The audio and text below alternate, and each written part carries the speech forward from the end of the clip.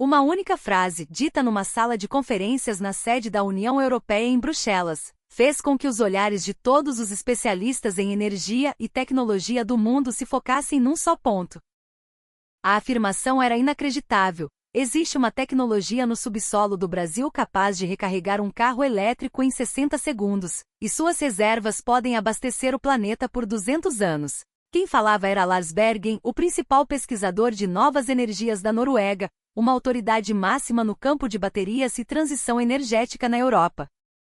E agora, por causa dessa nação sul-americana, ele passava noites em claro. O que diabos estava acontecendo no Brasil? Quase que imediatamente os governos dos países nórdicos começaram a bater a porta do governo brasileiro. O Canadá e os Estados Unidos seguiram o exemplo, movendo-se com uma urgência palpável. A Coreia do Sul, ao ouvir a notícia, convocou uma reunião de emergência. Que segredo fora descoberto sob o solo brasileiro? A história chocante que deixou o mundo inteiro boquiaberto.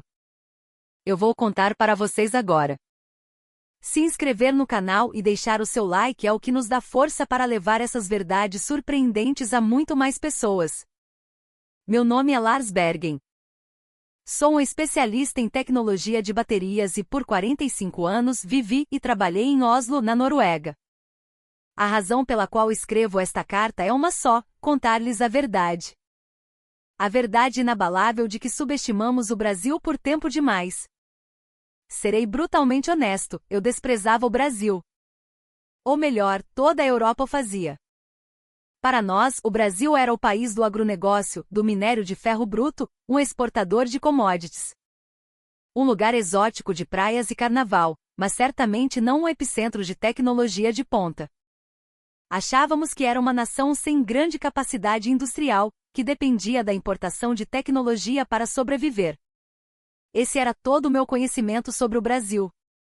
No entanto, minha vida virou de cabeça para baixo há 3 meses. Recebi uma comunicação urgente do Ministério da Energia da Noruega. A mensagem era simples e direta: encontrar uma alternativa às baterias de íon-lítio dominadas pela China. Vocês têm ideia da gravidade desse problema? A Noruega, como líder na adoção de veículos elétricos, está na vanguarda da transição energética, mas essa dependência nos tornou vulneráveis. As baterias chinesas, além de caras, têm um custo ambiental devastador, dependem de cobalto extraído em condições desumanas e levam horas para recarregar. A China controla a cadeia de suprimentos e usa esse poder como uma arma geopolítica. A cada ano, a Europa gasta centenas de bilhões de euros em baterias que financiam um monopólio poluente e instável. Era um beco sem saída. Então, mergulhei em pesquisas globais. Investiguei os Estados Unidos, a Coreia do Sul, a Alemanha, a China. Busquei qualquer material alternativo, li todos os artigos científicos que pude encontrar. Foi no meio dessa busca frenética que encontrei um relatório peculiar. Um documento publicado por um instituto brasileiro quase desconhecido, o Centro de Tecnologia Avançada de Minas Gerais. O título era Avaliação de supercapacitores de nióbio-grafeno para armazenamento de energia de alta densidade. Nióbio? Eu mal conhecia o nome. Ao abrir o relatório, meus olhos não acreditaram no que vi desde a primeira página. O documento afirmava que em uma área específica de Minas Gerais, havia sido confirmada uma reserva de nióbio de altíssima pureza, suficiente para revolucionar a matriz energética global. Uma reserva de quase 1 bilhão de toneladas. 1 bilhão de toneladas? Era uma piada? Eu não pude evitar uma risada cética. O Brasil, uma superpotência mineral tecnológica? O Brasil não era um país pobre em tecnologia, dependente de cérebros estrangeiros? Um país que exportava seus recursos brutos a preço de banana? E de repente, 1 bilhão de toneladas de um mineral milagroso? Decidi, por desencargo de consciência, verificar os dados. E foi então que minhas mãos congelaram sobre o teclado. Em comparação com as melhores baterias de lítio, a tecnologia brasileira apresentava uma velocidade de recarga 600 vezes maior, um ciclo de vida 10 vezes mais longo e risco de incêndio zero. E o mais chocante, o custo de produção era 40% menor. Uma performance dessas viraria de cabeça para baixo o mercado global de energia. Mas então, por que ninguém falava sobre isso? Imediatamente encaminhei o material aos meus colegas. A reação foi a que eu esperava. Lars, esses dados parecem um pouco suspeitos, não acha? Deve ser um exagero. A pesquisa vinda da América do Sul não é muito confiável. Procure por dados da Europa ou da América do Norte. O Brasil, uma potência tecnológica? Isso não passa de uma peça de marketing nacionalista. No início eu também pensava assim. Mas algo me incomodava. Os dados eram específicos demais. As condições do experimento, os métodos de medição, a análise. Tudo era impecavelmente claro e detalhado. Aquilo não era um simples material promocional. Foi quando tomei uma decisão. Eu iria ver com meus próprios olhos. Solicitei uma viagem de emergência ao governo norueguês. Destino: Brasil, Minas Gerais.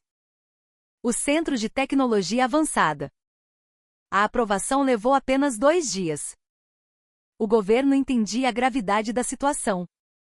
Aterrissei no aeroporto de Confins, em Minas Gerais, em meados de fevereiro. Desde o momento em que pisei fora do avião, fui bombardeado por surpresas. Um aeroporto daquele tamanho, tão limpo e operando com uma eficiência impressionante. Era maior que o aeroporto de Oslo, mas as pessoas se moviam com uma ordem e calma que eu não esperava. Na manhã seguinte, visitei o Instituto de Pesquisa. Estava localizado não numa capital, mas numa cidade do interior, Araxá. A viagem de carro me mostrou uma paisagem de montanhas e vales de uma beleza estonteante, um Brasil que eu desconhecia.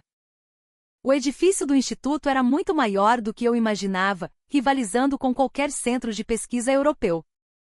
Quem me recebeu no lobby foi o Dr. Carlos Mendes, um pesquisador de aparência calma, na casa dos 50 anos. Apertamos as mãos e ele disse com um sorriso caloroso: "Seja muito bem-vindo." Uma longa viagem desde a Noruega, imagino. Sim. Sou Lars Bergen. Eu precisava confirmar pessoalmente as informações sobre o nióbio. Dr. Mendes sorriu novamente. Compreendo perfeitamente. Acredito que ver com os próprios olhos será mais rápido. Ele me guiou para o laboratório. Enquanto caminhávamos pelo corredor, jovens pesquisadores brasileiros operavam equipamentos de última geração, e os laboratórios estavam repletos de dados e protótipos. O nível de pesquisa ali não era para estudar um único mineral, era para mudar o mundo. Ao abrir a porta do laboratório principal, vi uma enorme bateria, do tamanho de um motor de carro, conectada a uma série de monitores. "Esta é a nossa bateria de nióbio-grafeno?" perguntei. "Sim. Desenvolvida aqui, com minério extraído a poucos quilômetros de distância." Dr. Mendes pegou uma pequena placa metálica de um azul escuro e brilhante. "Este é o coração da tecnologia. O nióbio processado em uma estrutura cristalina única e fundido com grafeno de altíssima pureza. A placa era leve como uma pluma." "Veja, a estrutura lamelar deste compósito é o segredo", explicou ele calmamente. "É o que permite uma adsorção de íons quase instantânea. É por isso que ela carrega tão rápido." "A adsorção de íons?" "Sim", continuou ele. "As baterias de lítio funcionam por uma reação química que gera calor e degrada o material. A nossa funciona por um princípio físico. Ela não apenas armazena energia, ela cria um campo de força protetor ao redor dos eletrodos. Essa proteção impede a degradação."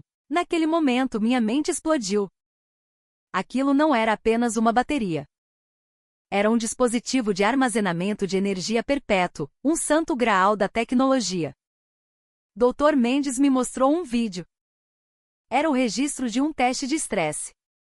2 baterias idênticas de veículos elétricos foram submetidas a um ciclo de recarga rápida contínuo.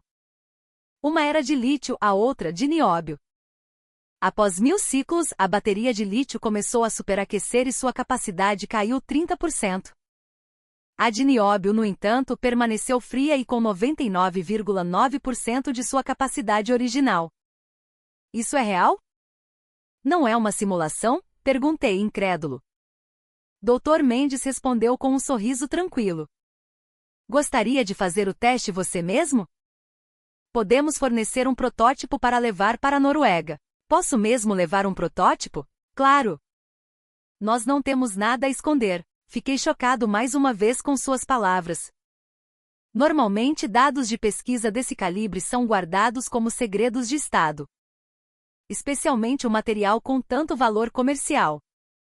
Mas aquelas pessoas transbordavam confiança. Então, Dr. Mendes me entregou um tablet. Aqui estão os dados da mina de Araxá. Reservas, potencial de extração, tudo está documentado. Ao abrir o arquivo, quase caí da cadeira. Reservas confirmadas, 980 milhões de toneladas. Pureza média, 94%. Aquilo não era uma piada. Era real. Doutor, com uma escala dessas, vocês poderiam monopolizar o mercado mundial. Dr. Mendes assentiu calmamente. A possibilidade existe. Mas nosso objetivo não é o monopólio. É a cooperação. Compartilhar a tecnologia e crescer juntos. Cooperação? Com um recurso tão gigantesco em mãos, eles não queriam um monopólio? Naquela noite, de volta ao hotel, abri meu laptop. Eu precisava escrever um relatório para o governo norueguês. Mas fiquei sentado, paralisado, em frente à tela por um longo tempo. O que eu deveria escrever? Que um tesouro de quase 1 bilhão de toneladas repousa sob o solo do Brasil. Que ele pode resolver o problema energético do meu país. Não que ele pode mudar toda a infraestrutura energética do planeta. Comecei a digitar a primeira frase: nós subestimamos o Brasil. Todos nós estávamos redondamente enganados. 4 dias após enviar o relatório, o ministro da Energia da Noruega me ligou pessoalmente. Lars, seu relatório é verdadeiro? O Brasil realmente tem esse mineral? Senhor ministro, eu vi com meus próprios olhos. Trouxe os dados dos testes e um protótipo. É real. Ouvi um suspiro do outro lado da linha. Entendido. Vou acionar imediatamente os canais diplomáticos. Continue sua investigação aí. Após desligar, minhas mãos tremiam. O próprio ministro se movendo significava que o governo estava levando aquilo com a máxima seriedade. Nossa situação era desesperadora a esse ponto. E não era apenas a Noruega. Uma semana depois, Dr. Mendes me contatou. Dr. Bergen, na próxima semana teremos um seminário internacional aqui. Gostaria de participar? Que tipo de seminário? Uma conferência técnica sobre as aplicações do nióbio. Muitos países já demonstraram interesse. Muitos países? Tão rápido assim? No dia do seminário, ao chegar ao centro de convenções em Belo Horizonte, fiquei chocado. O estacionamento estava lotado de carros de embaixadas de vários países. Finlândia, Suécia, Canadá, Alemanha, até a Coreia do Sul e o Japão. Ao entrar no auditório, mais de 100 pessoas já estavam sentadas. Eram todos figuras conhecidas da indústria, rostos que eu via em todas as conferências globais. Johannes, o diretor da Agência de Energia da Finlândia, se aproximou. Lars, você também veio. Seu relatório causou um terremoto em nosso governo. O que você está dizendo? A Finlândia enfrenta o mesmo problema. A dependência das baterias chinesas está sufocando nossa economia. Vimos seu relatório e montamos uma delegação às pressas. O representante da Suécia disse o mesmo, e o diretor de transportes da província de Alberta, no Canadá, declarou abertamente: queremos fechar um contrato com o Brasil antes de todo mundo. Só no oeste do Canadá, o mercado de baterias para veículos pesados ultrapassa 200 bilhões de dólares por ano. Todos estavam ansiosos. Por quê? Porque se o nióbio brasileiro fosse real, o país que garantisse o fornecimento primeiro obteria uma vantagem estratégica e econômica imensurável. O seminário começou, e Dr. Mendes subiu ao palco. Senhoras e senhores, o nióbio grafeno não é apenas uma bateria. É uma revolução que mudará o paradigma da economia energética global. Na tela, dados comparativos entre as baterias de lítio e as de nióbio foram exibidos. Degradação de eletrodos, 98% menor. Custo de manutenção da rede elétrica, 52% menor. Risco de acidentes com veículos, 65% menor. O auditório murmurava. Alguém levantou a mão. Mas e o custo de produção? Não importa o quão bom seja o desempenho, se for caro, não adianta. Dr. Mendes respondeu com um sorriso. É 30% mais barato que as baterias de íon-lítio. O salão ficou em silêncio. Todos começaram a usar suas calculadoras. Eu fiz o mesmo. A Noruega gasta 50 bilhões de euros por ano importando baterias e outros 150 bilhões em infraestrutura de recarga e manutenção da rede. Se usássemos a tecnologia de nióbio, poderíamos cortar esses custos pela metade. Uma economia de 100 bilhões de euros por ano. Em 10 anos, 1 trilhão de euros. Isso não era apenas um jogo de números. Era a estrutura orçamentária de uma nação inteira que mudaria. O representante do Canadá se levantou e perguntou: quanto o governo brasileiro pode garantir para exportação? Atualmente a mina de Araxá pode produzir 100 mil toneladas por ano. Nos próximos 5 anos, planejamos expandir para 500 mil toneladas. 500 mil toneladas? Isso cobriria toda a Escandinávia e parte do Canadá, exclamou o representante sueco.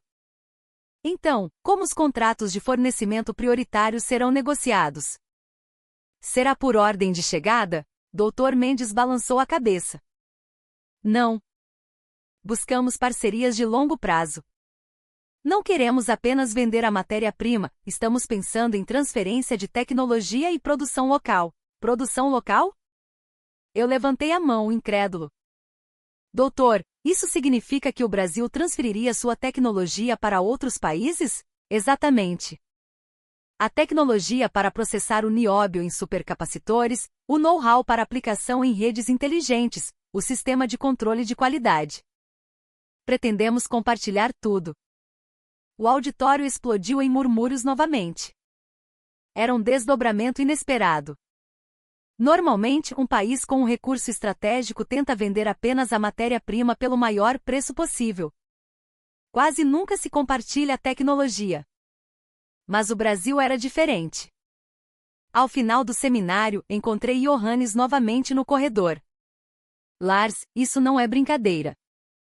O Brasil está falando sério. O que você quer dizer? Transferir a tecnologia significa que eles querem construir uma relação de confiança a longo prazo. Eles não querem apenas lucrar com a venda do minério. Era exatamente isso. O Brasil escolheu a confiança de longo prazo em vez do lucro de curto prazo. Vocês entendem o que isso significa? O Brasil estava inaugurando um estilo completamente novo de diplomacia de recursos. O nióbio é nosso, mas o futuro é de todos. No dia seguinte, uma visita à mina em Araxá foi organizada. Uma delegação de 40 representantes de vários países seguiu em um ônibus por uma estrada impecável, em meio a uma paisagem verdejante. Na entrada da mina, a atmosfera mudou. Máquinas de mineração de última geração, silenciosas e elétricas, estavam alinhadas, e uma gigantesca planta de processamento operava sem emitir quase nenhum ruído. Tudo era controlado por sistemas automatizados. O gerente da mina explicou: esta mina opera com métodos que respeitam o meio ambiente. A poeira gerada na extração é capturada em mais de 99%, e toda a água utilizada é tratada e reutilizada. O representante do Canadá comentou, impressionado: isso é muito mais limpo que nossas minas em Alberta. Certamente passaria pelos padrões europeus. E era verdade. A Europa é famosa por suas rígidas regulamentações ambientais, mas a mina brasileira já excedia esses padrões. Dentro da planta de processamento, técnicos de jaleco branco monitoravam o processo em computadores. O minério bruto de nióbio passa por 3 estágios de processamento aqui: moagem, purificação e síntese do compósito de grafeno. O produto final tem uma pureza de 98%. Pureza de 98%? Isso é nível farmacêutico? Perguntou o representante da Finlândia. Esta tecnologia de processamento foi desenvolvida exclusivamente pelo Brasil? Sim. Foi aperfeiçoada ao longo de 15 anos de pesquisa. 15 anos. Enquanto nós nos preocupávamos com a dependência da China, o Brasil já estava preparando a solução. Enquanto visitava a fábrica, tive uma certeza. O Brasil não era apenas um país de recursos. Era uma potência em tecnologia de extração, tecnologia de processamento e gestão ambiental. Tudo no mais alto nível mundial. Naquela noite, de volta ao hotel, liguei para o ministro norueguês. Senhor ministro, precisamos agir rápido. Temos que iniciar as negociações com o Brasil imediatamente. O que aconteceu? Outros países já estão na fila. O Canadá já apresentou uma proposta, e a Finlândia e a Suécia estão se movendo. Se demorarmos, podemos perder a nossa vez. Entendido. Vou consultar o Ministério das Relações Exteriores e enviar uma delegação de negociação. Desliguei o telefone e olhei pela janela. A cidade de Belo Horizonte brilhava lindamente. Senti vergonha de mim mesmo por ter subestimado este país apenas uma semana antes. O Brasil estava pronto. Tinha os recursos, a tecnologia e a estratégia. E o mais importante, a confiança. O Brasil escolheu a cooperação em vez do monopólio, e essa escolha se tornou sua maior força. Na manhã seguinte, houve um briefing oficial do Ministério de Minas e Energia do Brasil. O próprio ministro fez o anúncio. O governo brasileiro designa o nióbio como um recurso estratégico e inicia o Programa de Parceria para a Cooperação Internacional. Daremos prioridade às negociações com os países nórdicos e o Canadá, e promoveremos a transferência de tecnologia e o desenvolvimento conjunto de pesquisas. Toda a delegação no salão aplaudiu. Foi o momento em que o Brasil estendeu oficialmente a mão ao mundo. Naquele instante, eu percebi. O Brasil não estava apenas vendendo um mineral. Estava criando um novo sistema econômico de energia. E o Brasil estaria no centro dele. No avião de volta para a Noruega, comecei a escrever meu segundo relatório. A primeira frase foi: o Brasil está muito mais à frente do que imaginávamos. Agora, o mundo deve seguir o Brasil. Voltei para Oslo no início de março. Até a visão das ruas no caminho do aeroporto para casa havia mudado. As estações de recarga lentas e ineficientes pareciam relíquias de um passado distante. Pareciam buracos por onde o orçamento da nação escoava. No dia seguinte, fui direto para o Ministério da Energia. Ao entrar no gabinete do ministro, várias autoridades de outros ministérios já estavam reunidas. Lars, seu relatório virou o governo de cabeça para baixo. O secretário do Tesouro está aqui. O secretário do Tesouro me perguntou: Dr. Bergen, os números em seu relatório são precisos? Uma economia anual de 100 bilhões de euros é possível? Esse é um cálculo conservador. Na realidade, pode ser ainda maior. Pode nos explicar a base desse cálculo? Abri meu laptop e mostrei os dados. Atualmente, os custos da Noruega com a transição energética se dividem em três. Primeiro, a compra de baterias e sistemas de armazenamento, 50 bilhões de euros por ano. Segundo, a modernização e manutenção da rede elétrica para suportar a demanda, 150 bilhões. Terceiro, os custos indiretos para os cidadãos, como a desvalorização de veículos com baterias degradadas, cerca de 40 bilhões. Total, 240 bilhões de euros. O secretário assentiu. E com o nióbio? O custo das baterias cairia para 30 bilhões. Como o desempenho é superior, a quantidade necessária é menor. A pressão sobre a rede elétrica diminuiria drasticamente, reduzindo os custos de manutenção para 70 bilhões. E os custos para os cidadãos seriam de cerca de 10 bilhões. O total seria de 110 bilhões. O secretário usou sua calculadora. Isso dá uma economia de 130 bilhões de euros. Impressionante! A sala de reuniões ficou em silêncio. 130 bilhões de euros. Era metade do orçamento de educação da Noruega. O ministro finalmente falou. Vamos iniciar as negociações com o Brasil. Lars, você será o líder da equipe técnica. Sim, senhor ministro. Assim, fui encarregado de liderar as negociações com o Brasil. Uma semana depois, uma delegação norueguesa de 12 pessoas voou para Brasília. Desta vez, a atmosfera era diferente. A primeira visita foi de reconhecimento. Agora, o objetivo era fechar um contrato. No imponente edifício do Ministério de Minas e Energia, a primeira reunião começou. O lado brasileiro era representado por 10 pessoas, incluindo o vice-ministro. Saudamos a cooperação com a Noruega, começou o vice-ministro brasileiro. Buscamos uma parceria de longo prazo, não apenas uma transação de recursos. O líder da nossa delegação perguntou, especificamente, que forma de cooperação vocês imaginam? 3 pilares. Primeiro, um contrato de fornecimento de nióbio processado. Segundo, a transferência da tecnologia de fabricação das baterias.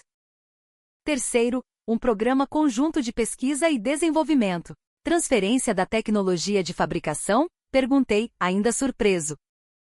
O vice-ministro continuou, gostaríamos que a Noruega se tornasse nosso hub no norte da Europa. Se construírem uma gigafábrica na Noruega, poderão fornecer para a Finlândia, Suécia e Dinamarca. Essa era a estratégia.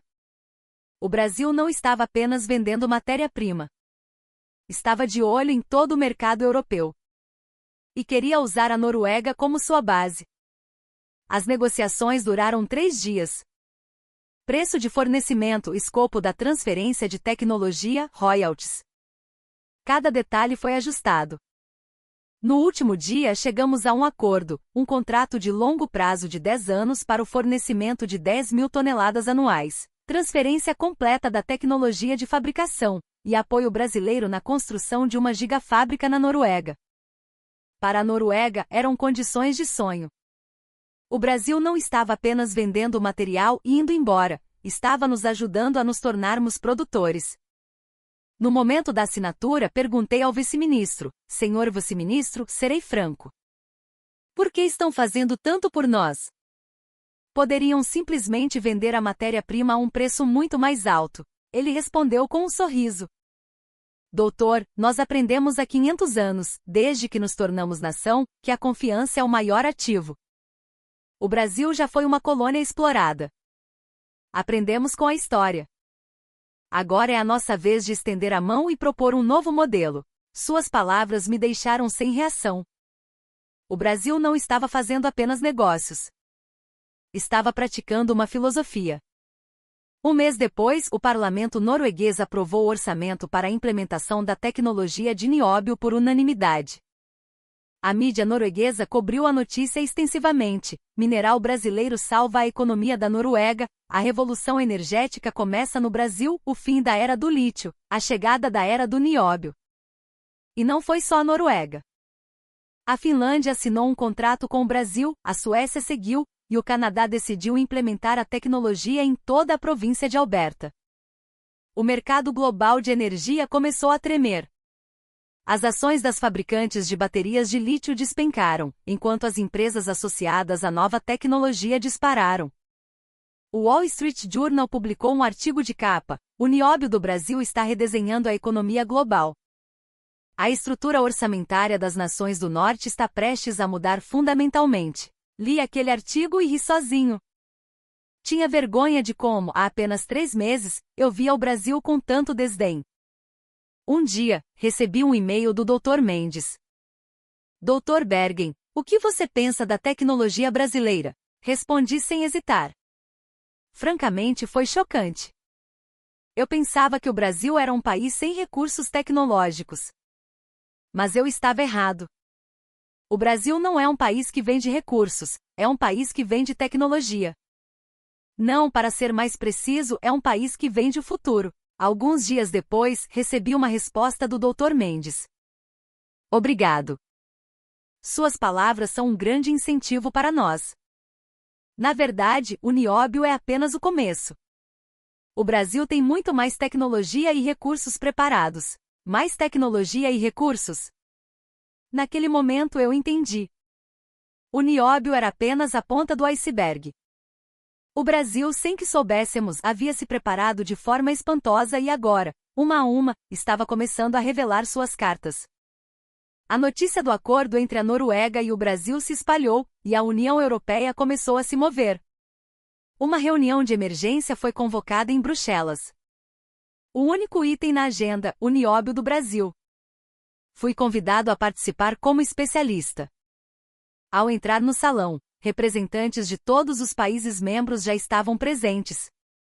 Alemanha, França, Itália, Polônia. O comissário de energia da UE subiu ao pódio. Senhoras e senhores, estamos em uma encruzilhada crítica. Os países nórdicos já assinaram acordos com o Brasil, e a eficácia da tecnologia está comprovada. É hora de a UE, como um bloco, decidir como responder. O representante da Alemanha levantou a mão. Comissário, mas isso não aumentaria demais nossa dependência do Brasil?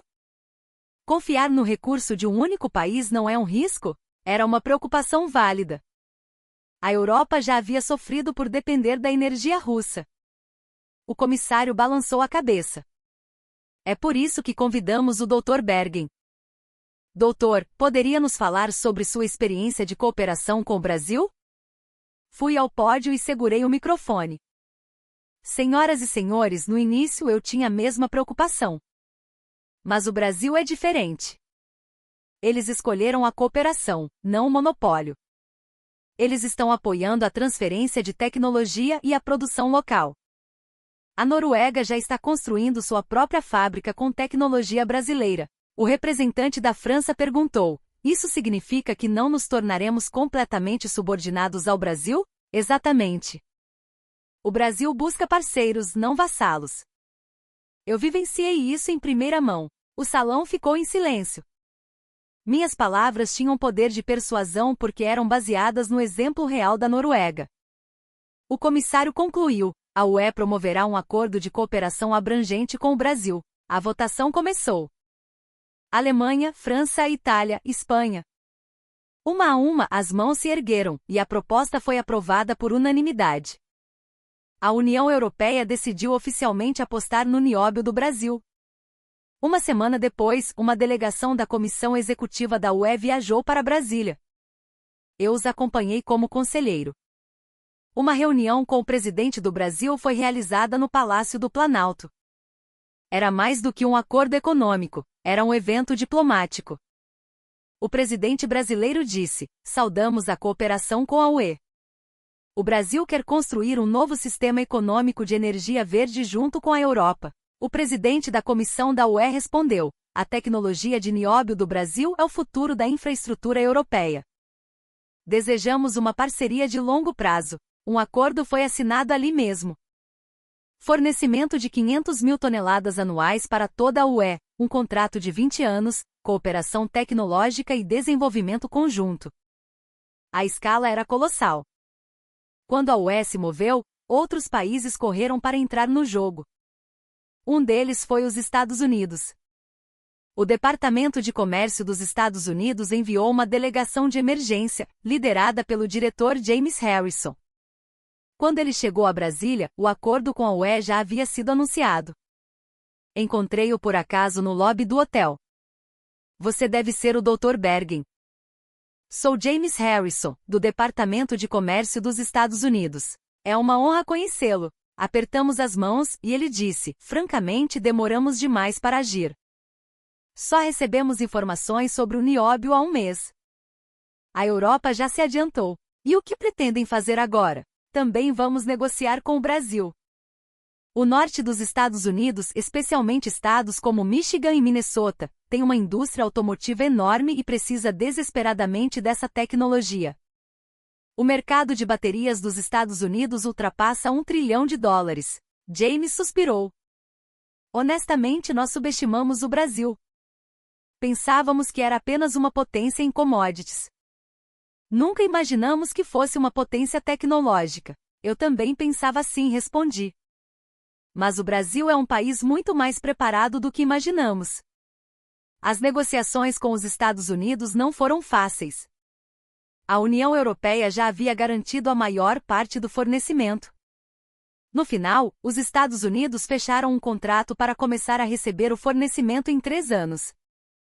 O volume era de 200 mil toneladas por ano. Até a China, antes dominante, teve que se mover. Historicamente, a China via o Brasil como mero fornecedor de soja e minério. Mas diante da nova realidade econômica, a lógica prevaleceu. Uma delegação chinesa visitou Brasília e a mídia mundial noticiou: dragão chinês se curva à tecnologia tropical do Brasil. A delegação chinesa negociou discretamente, engolindo o orgulho e escolhendo o pragmatismo. No final, um contrato para fornecimento de 100 mil toneladas foi assinado. Vendo todo esse processo, tive uma certeza: o Brasil havia se tornado o centro da infraestrutura energética global. A mídia internacional começou a chamar o Brasil por um novo nome, a OPEP do nióbio.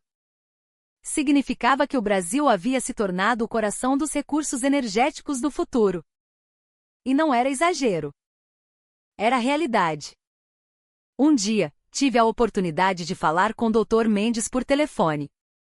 Doutor, eu não sabia que o Brasil estava tão preparado. Desde quando vocês planejavam isso? Dr. Mendes respondeu com um sorriso. Há 20 anos. Desde que descobrimos o potencial do nióbio, sabíamos que este seria o futuro do Brasil. 20 anos? Mas por que não divulgaram antes? Timing? Se você revela algo antes que o mundo esteja pronto, seu valor não é reconhecido. Cedo demais e você é ignorado.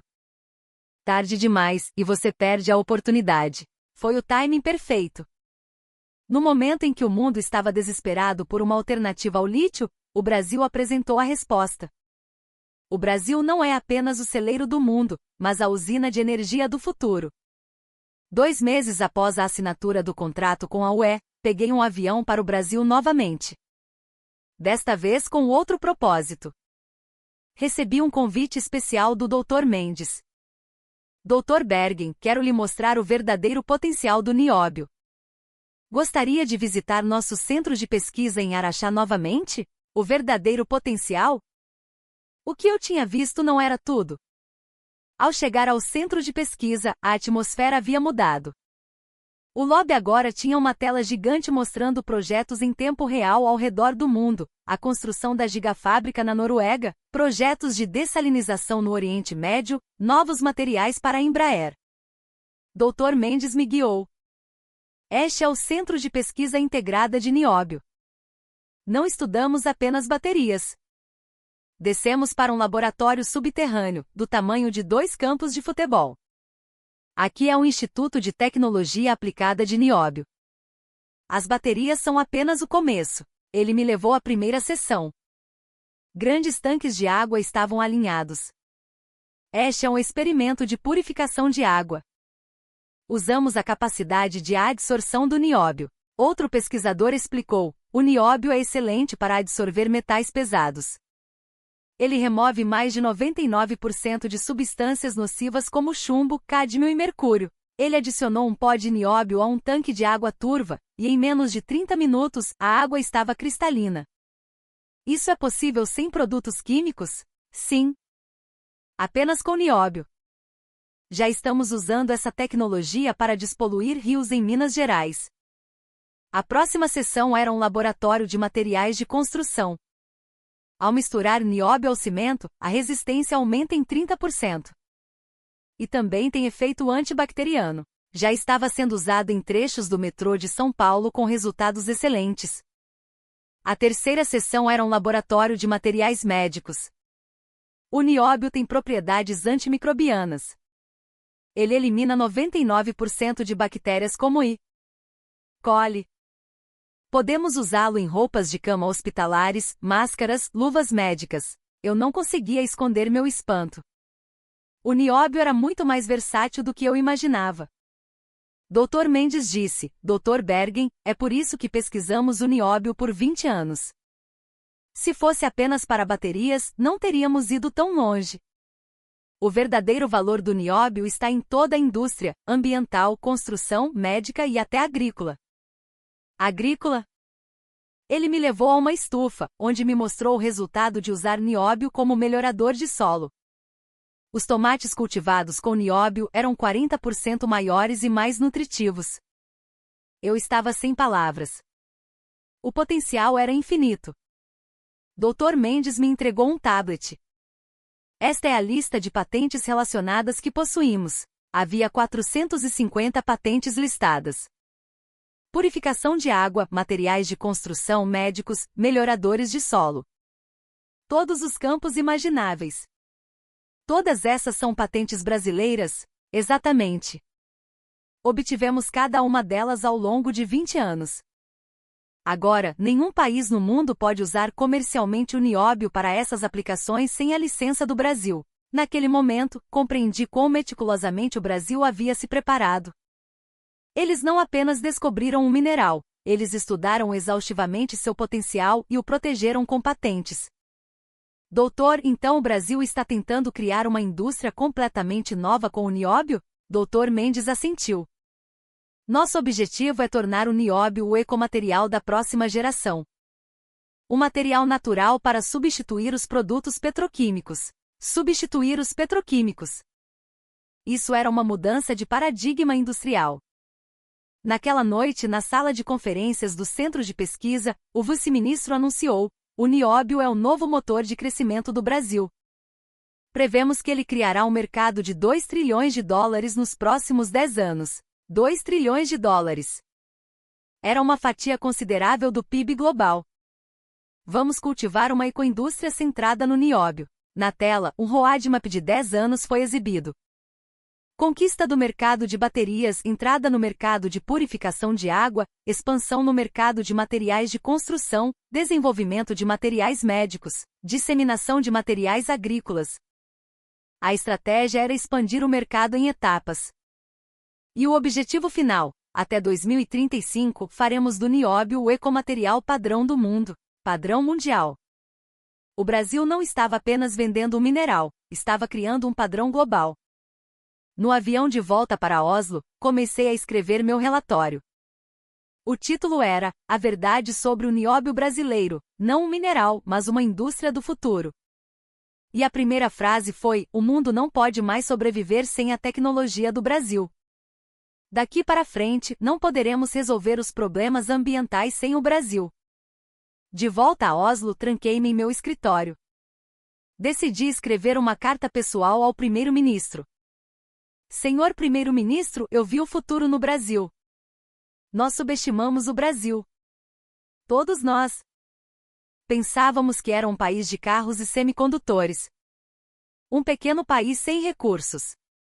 Mas estávamos completamente errados. A carta continuava. O Brasil possui quase 1 bilhão de toneladas de nióbio. Mas o importante não é a quantidade. É o que o Brasil fez com esse mineral. 20 anos de pesquisa, 450 patentes. Não apenas baterias, mas aplicações ambientais, de construção, médicas e agrícolas. A carta terminava assim: o Brasil é um país com o qual devemos aprender. Um país que superou a pobreza de recursos com tecnologia, transformou dificuldades em oportunidades e compartilha a confiança com o mundo. Eu vi a verdadeira face de uma nação avançada no Brasil. Nós devemos nos unir ao Brasil.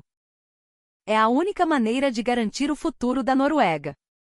2 dias depois de enviar a carta, o primeiro-ministro me ligou. Lars, li sua carta. Fiquei comovido.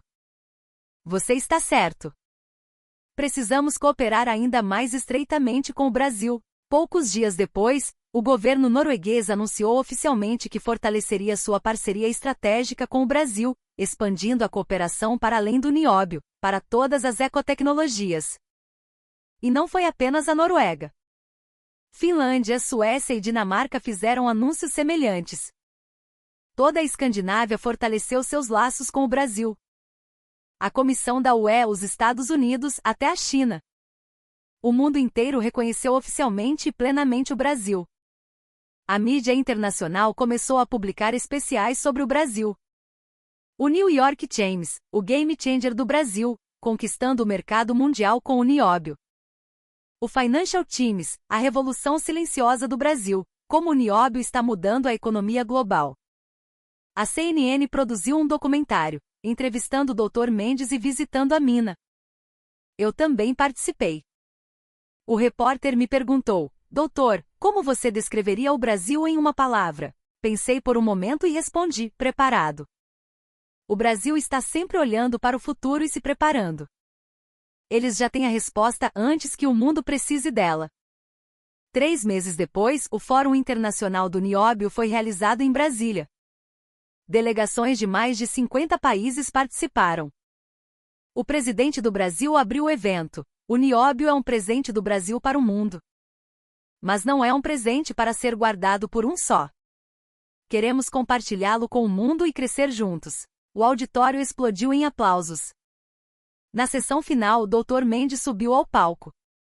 Senhoras e senhores, o nióbio é apenas o começo.